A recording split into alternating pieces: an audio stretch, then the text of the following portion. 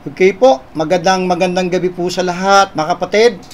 Tayo po ay bagamat ito po ay tuwing araw ng linggo, ng hapon po itong ating Why Right Division Matters. Kami po ay merong mga nagaganap na mga activity tuwing Sunday po. Kaya minabuti ko po na ngayong gabi po ay ito po ay ating pong i-broadcast. Itong ating series po na ginagawa po dito sa ating broadcast po, Why Right Division Matters. At sana po ang bawat isa po ay patuloy po na nagsasaliksik po ng kasulatan, ng banal na kasulatan, at ang aking dalangin na ito po ay pang-anim na po, pang number 6 na po sa ating series po na Why Right Division Matters. Dito po sa ating pagbo-broadcast ay ating pong pinapatunayan, binibigyan talaga ng patunay sa Biblia na walang ibang tamang paraan o system of Bible study or biblical approach papaano natin pag-aaralan, ituturo ang banal na kasulatan sa bawat isa po. So, ngayong gabi po ay tayo po ay nasa number 6 na po. At napakahalaga po itong ating pag-uusapan sapagkat dito po ay marami pong mga nagke-claim na rightly divider, pero dito po ay papatunayan ko po sa inyo na hindi lamang dapat ikaw ay rightly divider, kundi dapat ikaw din ay KJB believers. Okay po, patutunayan po natin dito po sa ating topic, Testament or Covenant. Marami pong nalilito po sa bagay nito at dalahin ko na makatulong po sa atin po itong topic pong ito. At marahil ikaw na nakikinig ngayon ay confused ka rin dito. Okay? Ito bang testament ay the same ng covenant? Okay? Yan po yung ating pong tatalakayin ngayong gabi. Tayo ba ay nasa panahon na tinatawag na New Covenant? Okay? Kailan ba magaganap itong New Covenant? At tayo ba ay sakop o nakapaloob dyan sa tinatawag na New Covenant? So, magbibigay po ito ng liwanag po sa bawat isa po sa atin ngayong gabi. At pahintulutan po ninyong kayo po ay makinig. At samahan nyo po kung buksan pagka po tayo po ay mag-aaral ng banal na kasulatan. Ang palagi ko pong nire-request po sa bawat tagapakinig po, every time na ako ay meron pong live broadcast, hinihiling ko na sa inyo po habang kayo nanonood ngayon ay meron po kayong hawak na Biblia, at kapag ka po tayo po ay nagko-quote ng mga verses, ay samahan nyo po kung buksan din ninyo ang inyong mga Biblia sa inyong mga kinalalagyan ngayon, para po mas mahalaga po ito, para po lalo po ninyong ma-appreciate po itong ating pag-present po dito, mga minamahal. So, ang ating pong text na pagbabasihan ng ating pagtatalakay, dito po sa Jeremiah, naka-plus na po sa ating pong screen ang ating pong text, Jeremiah chapter 31. Jeremiah chapter 31 po. At babasahin ko po hanggang verse 33. Ito po ay propesya po ni Jeremiah. Ang sabi po sa Jeremiah chapter 31, verse number 31, Behold, the days come, saith the Lord, that I will make a new covenant with the house of Israel and with the house of Judah, not according to the covenant that I made with their fathers in the day that I took them by the hand to bring them out of the land of Egypt, which my covenant they break. Although I was an husband unto them, saith the Lord, but this shall be the covenant that I will make with the house of Israel. After those days, saith the Lord, I will put my law in their inward parts, and write it in their hearts, and will be their God, and they shall be my people. So, pagpalain ng Panginoon ang pagkabasa po ng kanyang mga salita. Tayo po ay manalangin po ngayong gabi. Dakilang Diyos na makapangyarihan po sa lahat, salamat po sa muli pong pribileyo na ang inyong lingkod ay tuturo po ng napakahalagang aralin po sa inyong mga salita. At nawa po ang amin pong topic ngayon ay maging maliwanag po sana sa bawat isa ang presentation ito, sapagkat ako po ay naniniwala na talagang napakahalaga po na ang tama pong sistema or pamamaraan ng pag-aaral ng inyong mga salita ay sang-ayon sa inyong instruction sa banal na kasulatan sa 2 Timothy 2:15. At ngayong gabi po, patuloy po naming aaralin at patuloy po naming pag-uusapan why right division matters. I-bless niyo po ang lesson ito, ang bawat tagapakinig, sa pangalan po ni Jesus. Amen at amen. So, muli po mga kapatid ay magandang gabi po sa bawat isa po na narito ngayon. At nariyan po ang ating pong mga kaibigang, mga pastors, ay magandang gabi po sa inyong lahat po. So, ngayon po ay napakahalaga po itong ating topic Marami po ang confused po dito. Ano ba talaga? Ito ba ay testament or covenant? Ito ba iisa lang? Pareho lang ba ito? Ito ba ay magkaiba? Kapag hindi po natin po ginamit po yung prinsipyo dito po sa 2 Timothy chapter 2 verse number 15, study to show thyself approved unto God, a workman that needeth not to be ashamed, rightly dividing the word of truth. So, napakahalaga po yung ang isang tagapagturo, yung isang mangangaral na kailangan po niyang sumunod sa instruction ng Diyos. Actually, ito po yung instruction ng Diyos specifically sa mga pagturo po. Rightly dividing the word of truth. That's why dito po sa ating pagtatalakay ng ating series, why right division matters. Now, testament or covenant. Yan po yung ating pong pag-uusapan po ngayong gabi. Let's go to the definition. Unang-una, bago tayo talaga lumalim dito sa ating pagtatalakay, ay tingnan muna natin yung definition ng covenant. Ano ba ang definition ng covenant at ano ba ang definition ng testament, mga minamahal? Ano po? Now, ang covenant po, okay? Ang covenant po ay ang covenant po ay literally a contract. Okay? In the Bible, an agreement between God and His people in which God makes promises to His people and usually requires certain conduct from them. In the Old Testament, God made agreements with Noah, Abraham, and Moses. So, mga minamahal, mahalaga po na ito palang covenant, ito po ay agreement.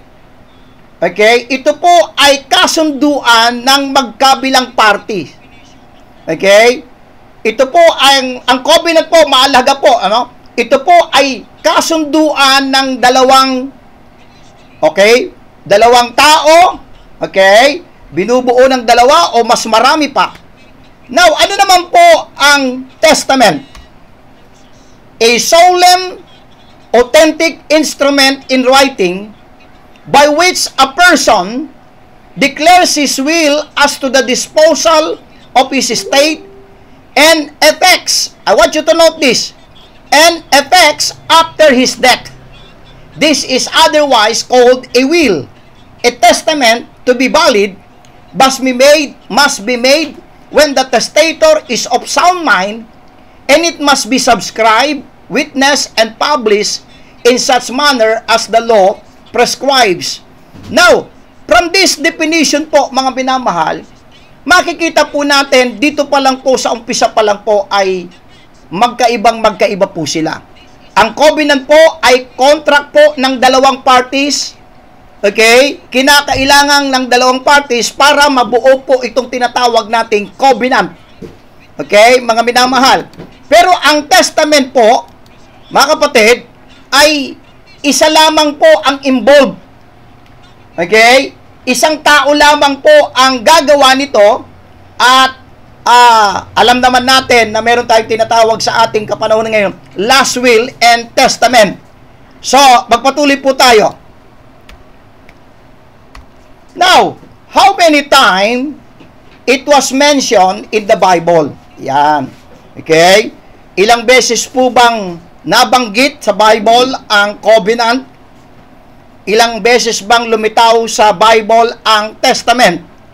Mahalaga din pong isama ko po dito po sa ating presentation ang bagay pong ito sapagkat magbibigay po ito ng maliwanag po sa ating kaunawaan yung bagay po na ito. Now, ang covenant po, ito po ay lumitaw sa lumang tipan ng 272 times in the Old Testament. Okay? Ulitin ko po. Ang covenant po ay nag-appear po sa Bible 272 times in the Old Testament. And then, 20 times sa New Testament. Yung salitang covenant. Okay? Now, how about testament? The word testament, ito po ay 14 times nag-appear po sa New Testament. Ulitin ko po, mga minamahal. 14 times nag-appear po sa New Testament. Never pong nag-appear ang salitang testament sa Old Testament. Okay? Ito po ay nag-appear lamang 14 times sa New Testament. Mamaya maunawaan po natin kung bakit napakahalaga po yung pagkaka-present po natin dito, bakit kailangang isama natin sa presentation kung ilang beses lumitaw ang salitang covenant at ilang beses pong lumitaw ang salitang testament. Ano po? Mahalaga po yung bagay po na yan. Now, isa-isahin po natin dito po sa ating presentation, ano-ano yung bagay-bagay na dapat po nating matutunan dito po sa testament at saka sa covenant. Number 1 po, the New Testament cannot begin before the cross. Ulitin ko po, the New Testament cannot begin before the cross. Ang New Testament po ay hindi po magsisimula, hindi po ito mag-start before the cross. Dahil, basahin po natin, Galatians chapter 4. Unang-una, i-lay down muna natin yung bang panahon na ipinanganak si Kristo. Ano bang panahon po ba yon? Galatians chapter 4 and verse number 4 says in Galatians chapter 4 and verse number 4, babasahin ko po, but when the fullness of the time was come, God sent forth His Son, made of a woman, made under the law. So during Christ's birth, hanggang Christ's earthly ministry po, mga minamahal, ito po ay panahon ng under the law. Mahalaga po yung bagay po na yan. Now, Hebrews chapter 9. Bakit ko nasabi na ang New Testament cannot begin before the cross? Dahil Hebrews chapter 9 po. Meron pong mababasa po sa Hebrews chapter 9. Okay, Hebrews chapter 9 po. Dumako po tayo sa Hebrews chapter 9, verse 14 to 17. Sabi po sa Hebrews chapter 9, verse 14, babasahin ko na po. How much more shall the blood of Christ, who through the eternal Spirit offered Himself without spot to God, purge your conscience from dead works to serve the living God. Verse 15. And for this cause, He is the mediator of the New Testament. So si Kristo po, siya po ang mediator of the New Testament. Paano nangyari po yon?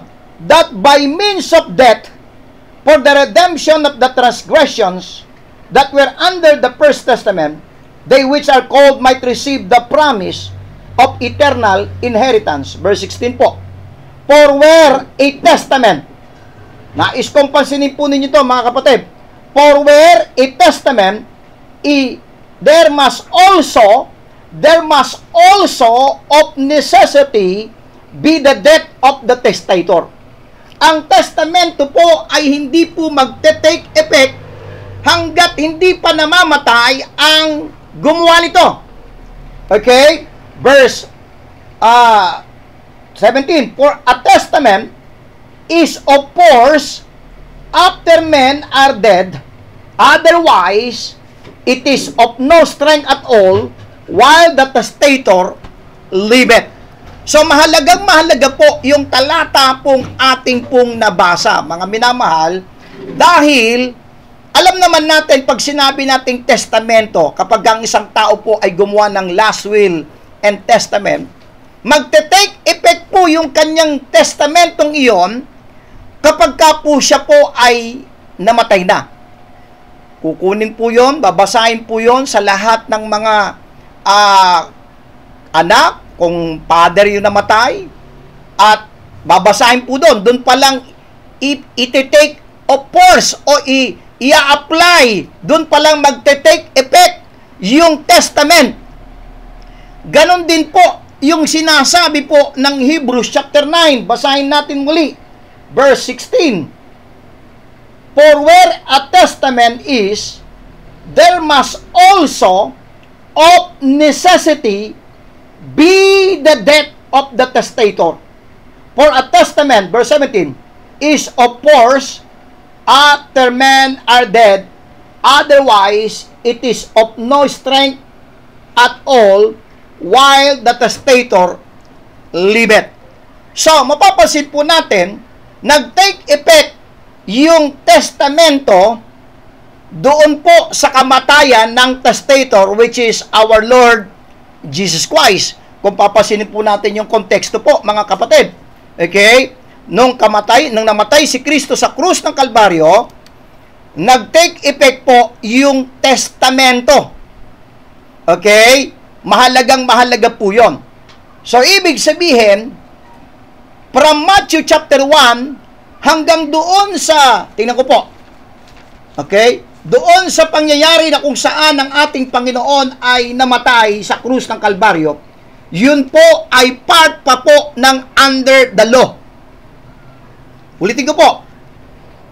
Doon sa Matthew chapter 1 hanggang sa kamatayan ng ating Panginoon, i-check ko po, no? Okay, I'll check it. Okay, i-check ko po muna. Sabi sa Matthew chapter, hanggang dito po sa Matthew chapter 26, tingnan ko po sa Matthew 26, kung saan ay nagbabanggit ang ating Panginoon. Okay?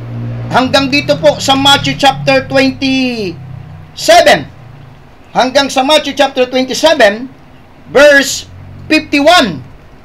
Verse 50 po. Dahil dyan na po namatay yung testator. At pansinin po ninyo, nung namatay po yung ating Panginoon, Matthew 27 verse 50, Jesus, when he had cried again with a loud voice, yielded up the ghost, and behold, nais kong pansinin po ninyo, nung namatay po si Kristo, and behold, the veil of the temple was rent in twain from the top to bottom, and the earth did quake, and the rocks rent. Nangangahulugan na nag-end na yung law. Okay? Sa kamatayan ng ating Panginoon. Doon po nag-start ang New Testament. Doctrinally speaking, sa kamatayan ng ating Panginoon, mga minamahal. Now, pangalawa po, the Old Testament does not begin until Exodus chapter 24. Kung saan, babasahin ko po, basahin muna natin sa Hebrews chapter 9. Tuloy po natin verse 17, kung paanong yung death ng testator sa New Testament ay nag-take effect sa kamatayan po ng testator. Nais kong pansinin po natin.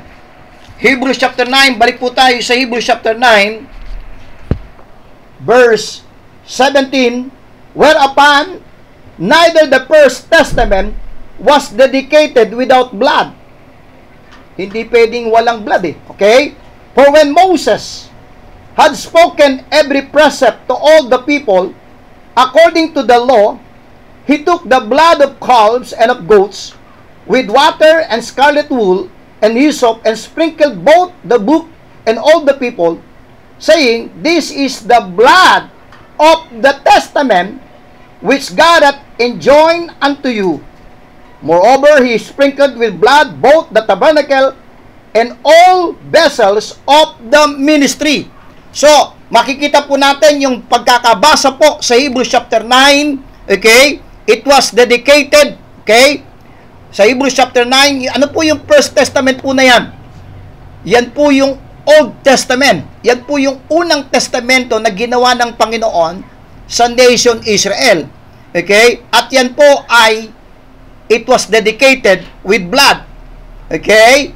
Kaya't binabanggit po sa 2 Corinthians chapter 3 verse 14. Basahin po natin, 2 Corinthians chapter 3 and verse number 14. 2 Corinthians chapter 3 and verse number 14 says in 2 Corinthians chapter 3 and verse number 14, But their minds were blinded, for until this day remaineth the same veil untaken away in the reading of the Old Testament. So, First Testament, Hebrews chapter 9, verse 15, ang pagkakabanggit po, Hebrews 9:18, sa 2 Corinthians 3:14, ito po ay tinawag na Old Testament. At sa Exodus chapter 24, buksan po natin, ito po ay dedicated with blood. Ganon din po sa New Testament, dedicated with blood. Ganon din po sa Old Testament, Exodus chapter 24. Exodus chapter 24. Samahan niyo po kung buksan ang ating mga Bible sa Exodus chapter 24. Says in Exodus chapter 24 verse 3 to 8. Babasahin ko po. And Moses came and told the people all the words of the Lord, and all the judgments, and all the people answered with one voice and said, All the words which the Lord hath said will we do. And Moses wrote all the words of the Lord, and rose up early in the morning, and builded an altar under the hill, and 12 pillars according to the 12 tribes of Israel. And he sent young men of the children of Israel, which offered burnt offerings and sacrificed peace offerings of oxen unto the Lord. And Moses took half of the blood and put it in basins, and half of the blood he sprinkled on the altar. And he took the book of the covenant, and he read in the audience of the people, and they said, All that the Lord had said will we do, and be obedient. I want you to note verse 8. And Moses took the blood and sprinkled it on the people, and said, Behold the blood of the covenant which the Lord hath made with you concerning all these words. So mapapansin po natin, yung New Testament ay ito po ay nag-start sa kamatayan po, sa pagtigis po ng banal na dugo ng ating Panginoon. Ang Old Testament din po ay nag-start noong ibinigay yung mga batas kay Moses, at ito po ay it was dedicated with blood.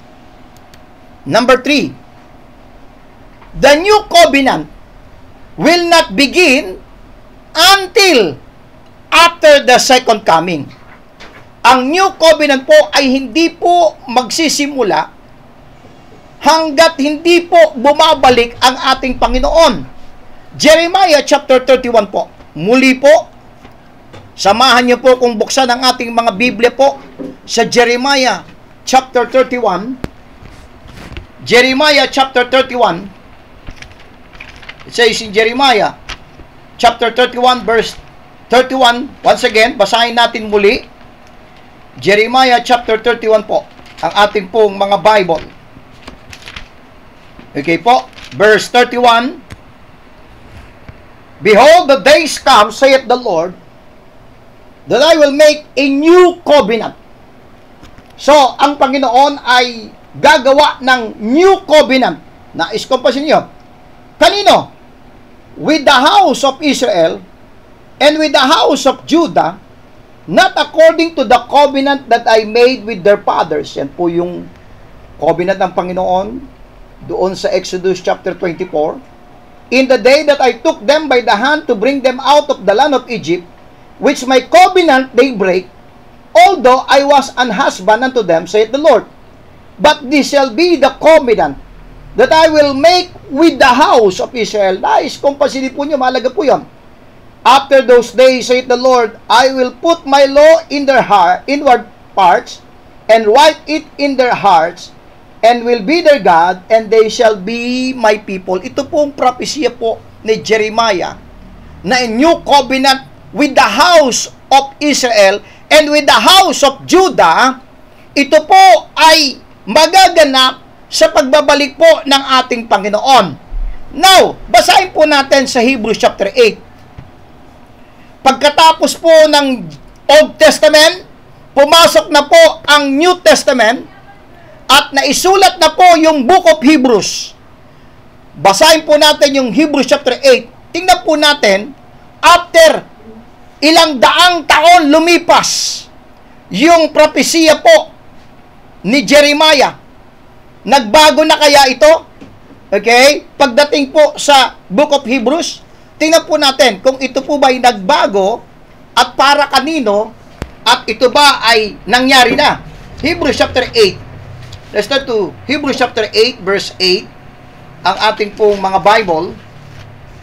Samahan niyo po kung buksan po natin mga Bible sa Hebrews chapter 8. Okay po, Hebrews chapter 8 verse 8 po. I hope na sa inyo din po dyan na kinalalagyan ay sinasamahan nyo po kung binubuksan ang inyong mga Biblia po, mga kapatid. Verse 8. For finding fault with them, he saith, behold, the days come. So, kinote po ng writer ng Hebrews, yung Jeremiah 31, tingnan po natin kung may pagbabago. After hundreds of years na lumipas na, ngayon ito ay kinote ulit sa Book of Hebrews. Tingnan natin, baka nagbago na eh. Baka ito'y nangyari na. O, still future pa rin. Tingnan po natin. For finding fault with them, he saith, behold, the days come, saith the Lord, then I will. Future tense pa rin. Ibig sabihin, kahit na po na dumating na po yung New Testament, namatay na po ang testator, na shed na po yung blood, still, sa Hebrews chapter 8, nung kinukod po yung Jeremiah, future pa rin po eh. Pasin po natin. For finding fault with them, he saith, behold, the days come, saith the Lord, when I will make a new covenant with the house of Israel and with the house of Judah. So kahit ilang daang taon na ang lumipas, yung propesya po ni Jeremiah about the new covenant with the house of Israel and with the house of Judah, hindi pa rin po nagbabago. Okay? Ito pa rin po ay para sa house of Israel and with the house of Judah.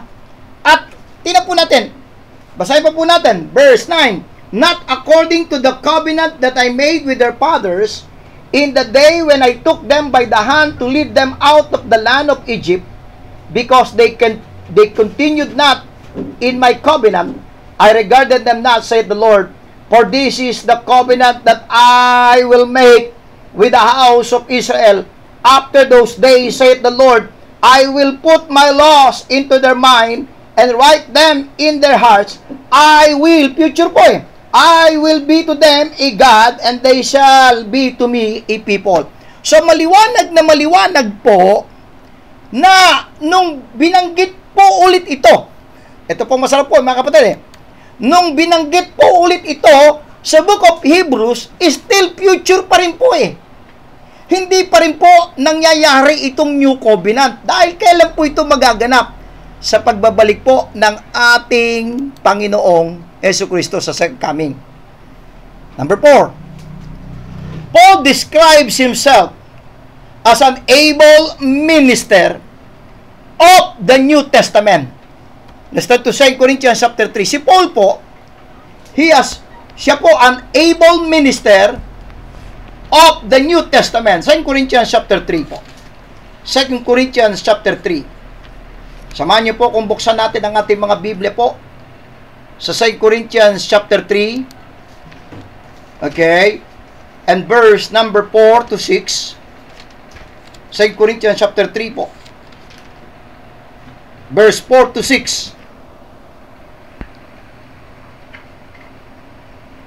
And such trust have we through Christ to Godward. Not that we are sufficient of ourselves to think anything as of ourselves, but our sufficiency is of God. Verse 6.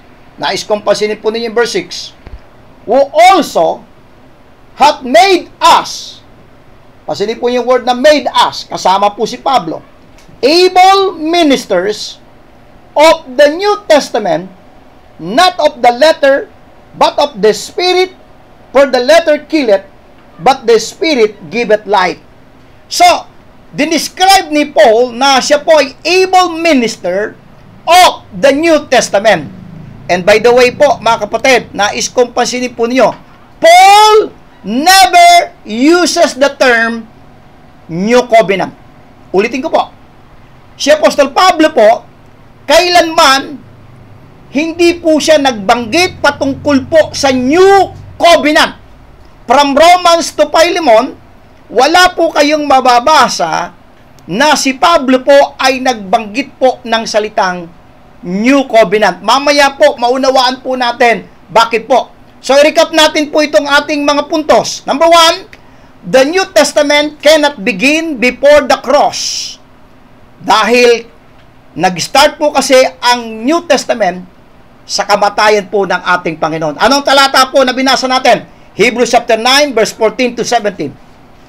The Old Testament, okay, does not begin until Exodus chapter 24.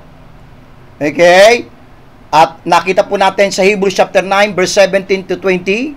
At yan po yung parallel po yan ng pangyayari po na yan ay sa Exodus chapter 24, verse 3 to 8. Yung New Testament, dedicated with blood. Yung Old Testament, of course, ay dedicated with blood. Yung New Covenant, ito po kasi ang pinakamaraming nalilito rito eh. Yung New Covenant will not begin until the second coming. Dahil pagdating po sa pagbabalik po ng ating Panginoon sa coming, ididil po muli ng Panginoon ng Israel at yun po ay yung kanyang promise po sa New Covenant. Number 4, Paul describes himself as an able minister of the New Testament. Paul never uses the term New Covenant. Now, patuloy po tayo. What is the difference between a testament and a covenant? Dito po, marami pong nalilito. Wag po kayo muna pong mag-react po, mga kaibigan ko pong kamanggagawa sa Panginoon, dahil alam ko, ang isasagot mo, pareho lang yan. Iisa lang yan. Okay? Ang covenant po, okay, ay nag-i-interchange sa ilang mga talata sa Book of Hebrews na testament. Pwede pong ang covenant ay nag-i-interchange sa testament, pero ang testament ay hindi po covenant. Okay? Bakit po? Now, tingnan po natin. May pagkakaiba po ba yung covenant at saka testament? Of course. Dito po sa ating pong titingnan po natin muli po sa dictionary, American Dictionary of the English Language, Webster Dictionary 1828. Itatype po natin po yung salitang covenant. Tingnan po natin. Okay? Yan po, itatype po natin yung covenant. At tingnan po natin sa 1828 dictionary po, Webster Dictionary, yung salitang covenant. Yan po. A mutual consent or agreement of two or more persons to do or to forbear some act of thing. A contract. So, ang covenant po, nangangailangan po ng two or more persons. Okay? Mahalaga po yan. How about testament? Type po natin. Ano po ang definition po ng testament? A solemn, authentic instrument in writing by which a person, ang testamento po, hindi po nangangailangan ng isa, ng dalawa, tatlo. Isang tao lamang po, siya po ang gagawa ng testamento at ito po ay magte-take effect sa kanyang kamatayan. Pero ang covenant po, ulitin ko po sa inyo, okay? Ang covenant ay nangangailangan ng dalawang o marami pang parties para ito po ay magawa, mga kapatid. So, mahalaga po yung bagay po na yan. Okay? So, iba po yung covenant, iba po yung testament. Yung covenant, ulitin ko po, basahin po natin. Hebrews chapter 8, once again po. Nais kong ipakita sa inyo yung pagkakaiba po ng covenant at saka ng testament. Bagamat may mga pagkakataon sa Book of Hebrews, yung covenant ay nag-i-interchange sa testament, pero ang testament po ay kailanman hindi po ito covenant. Okay? Ano ba yung covenant? Hebrews chapter 8, tinan po ninyo. Hebrews chapter 8. Muli po, samahan niyo po kung buksan ang ating mga Biblia sa Hebrews chapter 8 po. Sabi sa Hebrews chapter 8, okay, verse 8 po, for finding fault with them, he saith, behold, the days come, saith the Lord, when I will make a new covenant with, I want you to note the word, with the house of Israel. So, ang covenant po, nangangailangan ng dalawang parties para ito po ay mangyari. Agreement po ito, contract ng dalawang parties. Okay? Ng dalawang tao, ng dalawang persons. Okay? Agreement po nila ito. Yung testament, Hebrews chapter 9, verse 16. For where a testament is, there must also of necessity be the death of the testator. For a testament is of force after men are dead, otherwise it is of no strength. So, ang covenant, hindi nangangailangan ng kamatayan ng magkabilang panig. Ito po'y contract, agreement ng dalawang parties. Pero hindi nangangailangan ng kamatayan ng both side na yun. Pero ang testamento, nangangailangan ng kamatayan ng testator. Mahalaga po yung pagkakaiba po nito, mga kapatid. The new covenant is made with Israel and Judah and has nothing to do with the body of Christ. Ulitin ko po ito, mahalaga po ito. The new covenant is made with Israel and Judah and has nothing to do with the body of Christ.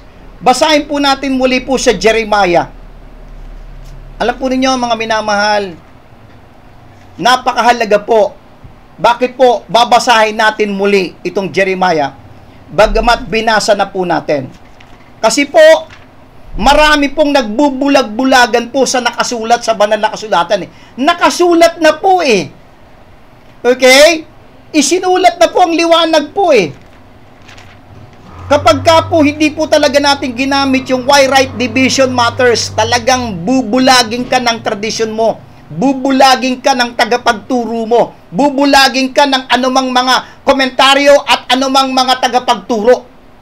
Mahalaga po na muli po nating basahin para maunawaan po natin at makita natin para kanino ba itong New Covenant.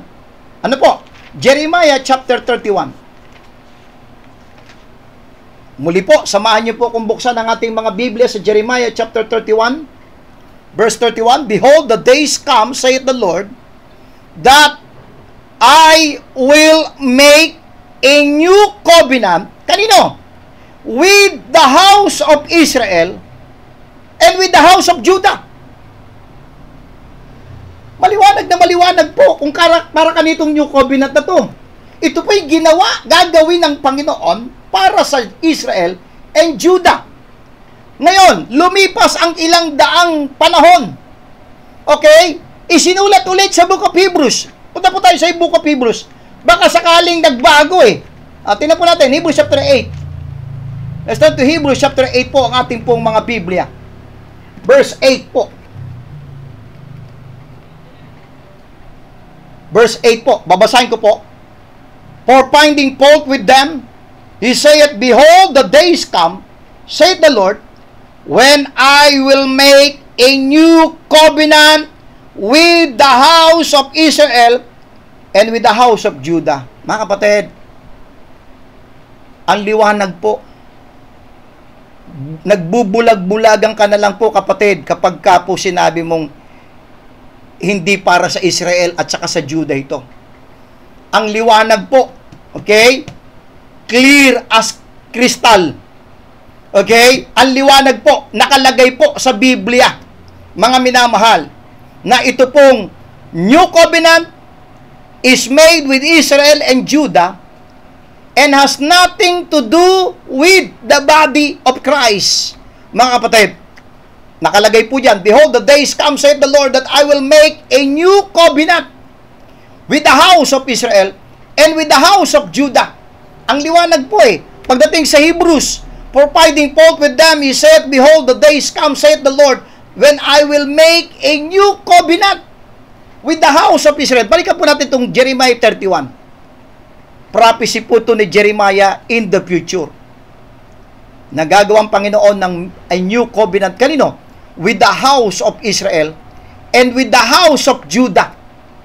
Not according to the covenant that I made with their fathers in the day that I took them by the hand to bring them out of the land of Egypt, which my covenant they break, although I was an husband unto them, said the Lord, but this shall be the covenant that I will make with the house of Israel. Ang liwanag po So, pagkatapos pong ito po ay na-prophesy po ni Jeremiah, ilang daang taon nang lumipas, kinote po sa Hebrews chapter 8 For finding fault with them, he saith, Behold, the days come, saith the Lord, when I will make a new covenant with the house of Israel and with the house of Judah. Mga minamahal, hindi po nagbago Kung para kanino po itong new covenant, kahit ilang daang taon na lumipas, mula nung kay Jeremiah hanggang sa Hebrews, hindi po nagbago kung para kanino po ito. Nakita niyo po? Ang liwanag po ng banal na kasulatan.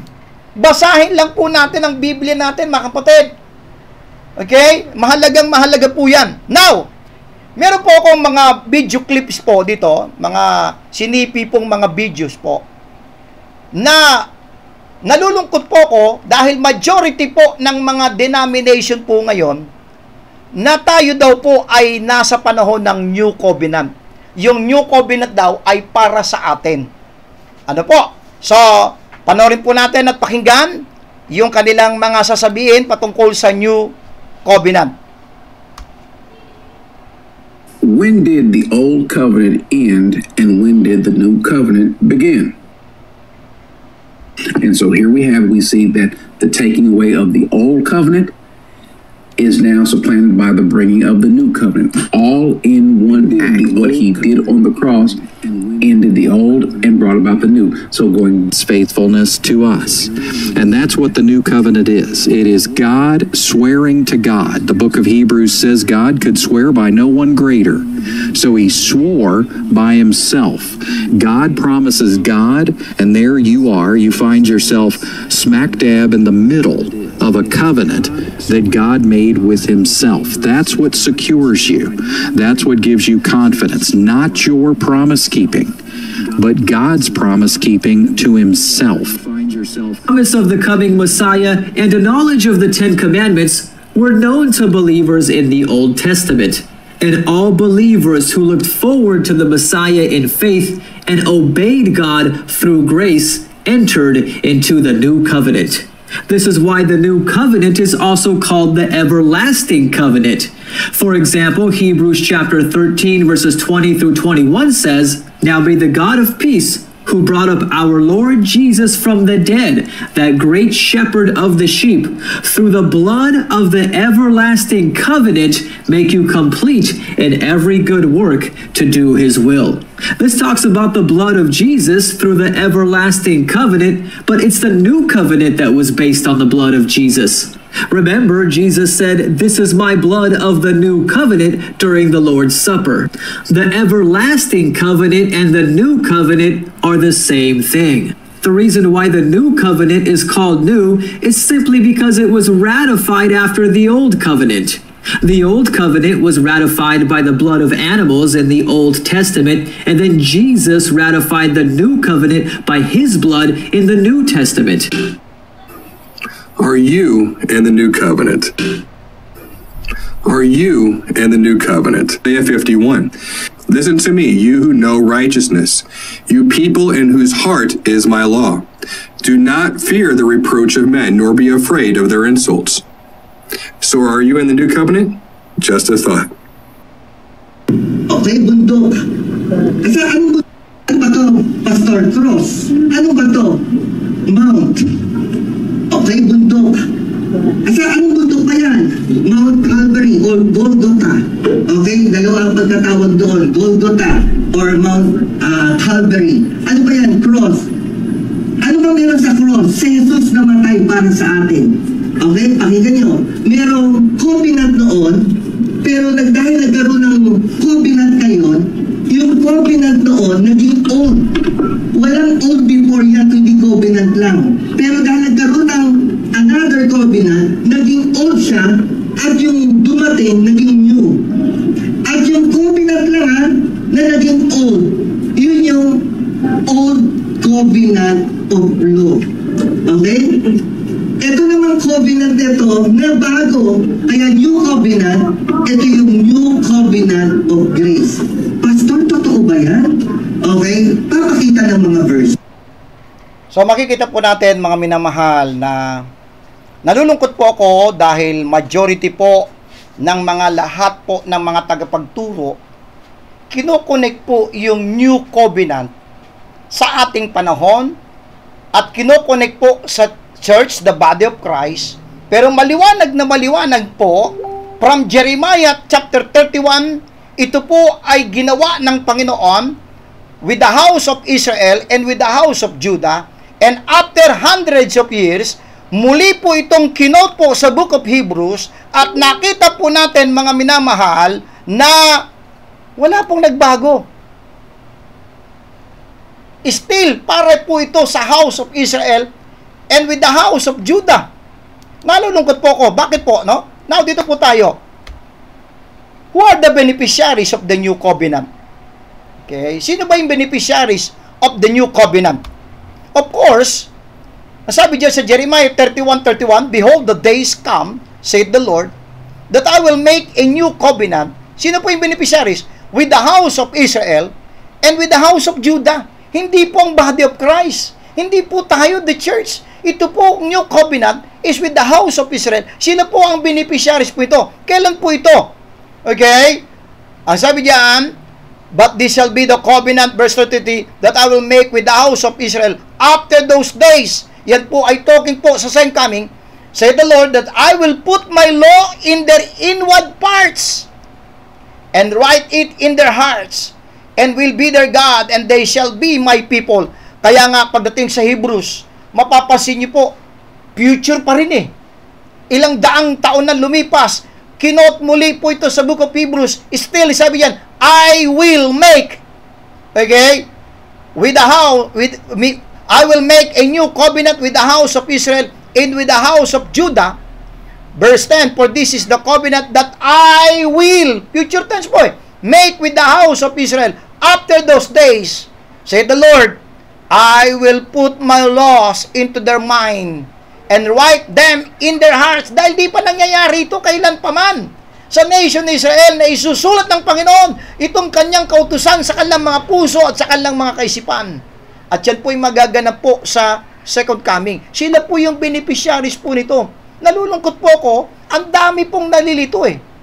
Why right division matters? Now, ito po ang tanong eh. Why do the majority of the denominations today reach the wrong conclusion? Okay? Yan po ang ating pangwakas po na dito po sa ating presentation. Bakit po majority po ng denominations Nagkamali po dyan sa pagkakaiba ng covenant at saka ng testament. And then, nagkamali po sila pagdating po sa new covenant. Bakit po? Magbibigay po ako sa inyo ng mga mahalagang puntos po. Number one po, their open rejection of God's instruction on rightly dividing the word of truth. Ang problema po ng majority po ng denominations ngayon, nire-reject po kasi nila yung instruction ng Diyos sa 2 Timothy chapter 2 verse 15. Study to show thyself approved unto God, a workman that needeth not to be ashamed, rightly dividing the word of truth. Why right division matters? Number 2, they adopt the theory of replacement theology. Ang problema po kung bakit po ina-apply ng majority ng denominations ngayon yung new covenant sa church dahil iniisip nila na ang church ay continuation ng Israel. Yung blessing ng Panginoon sa Israel ay napunta sa church. Yan po ay isang napakalaking pagkakamali po, mga kapatid. Yang replacement theology. Iba po ang promise ng Panginoon sa Israel, iba po ang kanyang gagawin para sa nation Israel, at iba po ang promise ng Panginoon sa church, the body of Christ, at iba din po ang kanyang gagawin in the future sa body of Christ. Yan po ang dahilan kung bakit nagkamali po sila sa New Covenant. They adopt the theory of replacement theology. Number 1, their open rejection of God's instruction. Ang liwanag po sa 2 Timothy. And yet, ini-ignore po ito ng majority po ng mga tagapagturo. Number 3, they use multiple corrupt source of modern versions instead of relying on the King James Bible. Dito po, mga kapwa ko, mga rightly dividers, dito po mahalaga po ang King James Bible. Bakit po may mga ilan na mga tagapagturo ng right division, nagkamali po sila. Katulad kanina, nagkiklaim po na rightly dividers po yung huli pong video clips po na ating pinlay po rito, na meron daw New Covenant of Grace. Saan niya napulot yun? Okay? Saan niya napulot yun? Alam niyo kung saan? Mamaya papakita ko siya. They use multiple corrupt source of modern versions. Ang problema po kung bakit po yung covenant, new covenant, na-apply sa church, the body of Christ, because of corrupt source na pinagkukunan po ng mga ibang mga tagapagturo. Ipapakita ko po sa inyo. Okay? King James, 1611, NIV, New International Version, American Standard Version, ASV, Revised Standard Version. Pumili lang po ako ng 4 po na salin po at ipapakita ko po sa inyo yung corrupt source ng modern version ang naging dahilan kung bakit po nagkaroon ng malaking pagkakamali po sa New Covenant. Pasinin po natin, ha? Okay? Matthew chapter 26 verse 28. Sa King James, for this is my blood of the New Testament, which is shed for many for the remission of sins. Anong ginawa ng NIV? This is my blood of the covenant. They changed the word testament into covenant, which nakita natin kanina, magkaiba po ang testament at saka ang covenant. Yan po ang ginawa ng NIV. ASV, for this is my blood of the covenant. RSV, for this is my blood of the covenant. Pasinin po ninyo. Which poured out for many for the forgiveness of sins. Another verse, 2 Corinthians 3:6. Pasinin po natin. Who also hath made us able ministers of the New Testament. Si Pablo po, si Apostol Pablo po, apostle to the Gentiles. Siya po ay able ministers of the New Testament. Nais kong pasinin po ninyo, never na minention ni Paul sa Romans 2:5 ang covenant sa King James Bible. Because Paul was a minister po. Siya po ay apostle to the Gentiles. Bakit dinidiin ko po yon, mga minamahal? Bakit po? Dahil po, yung New Covenant, basahin natin muli, para kanino? Hebrews chapter 8. Hebrews chapter 8, verse number 8. For finding fault with them, He saith, Behold, the days come, saith the Lord, when I will make a new covenant. Yung covenant po, new covenant, para kanino? With the house of Israel and with the house of Judah. Since si Apostle Paul po, siya po ay apostle to the Gentiles, never na minention po niya yung covenant. At wala po siyang binabanggit tungkol sa new covenant. Kaya si Pablo po, siya po ay ministers of the New Testament. Anong ginawa ng NIV? Kasi po niya, He has made us competent as ministers of New Covenant. They changed New Testament to New Covenant.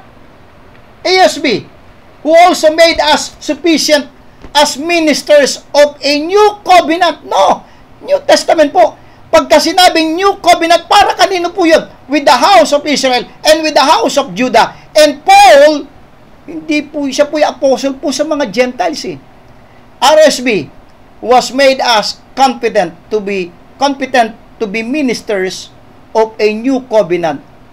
Yan po ang dahilan kung bakit po dumating po sa wrong conclusion ang majority po ng denomination. Number one, their open rejection of God's instruction on rightly dividing the word of truth. Number two, they adopt the theory of replacement theology. And number three, they use multiple corrupt source of modern versions instead of relying on the King James Bible. Amen. So I hope po naging maliwanag po sa atin po yung covenant at saka yung testament at saka yung new covenant. So, ngayong gabi po ay pinasasalamatan ko po ang bawat isa. So, tayo po ay magwakas po sa panalangin ngayong gabi. So, maraming salamat po sa lahat po ng mga brethren po na narito po ngayong gabi. At purihin po ang Panginoon sa inyo pong patuloy na pakikiisa po at pagsuporta po sa ating mga pagbobroadcast. Maraming salamat po. Pagpalain po tayo ng Panginoon. So tayo po ay manalangin. Dakilang Diyos na makapangyarihan po sa lahat. Salamat po muli sa inyong patuloy na ginagawa po, Panginoon, sa ministry po ng Bible Believers Baptist Church.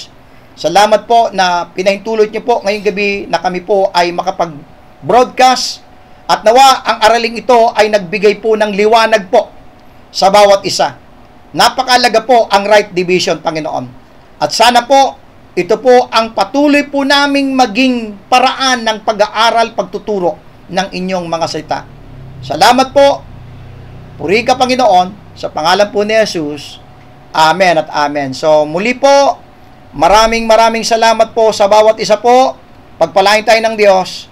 Salamat po.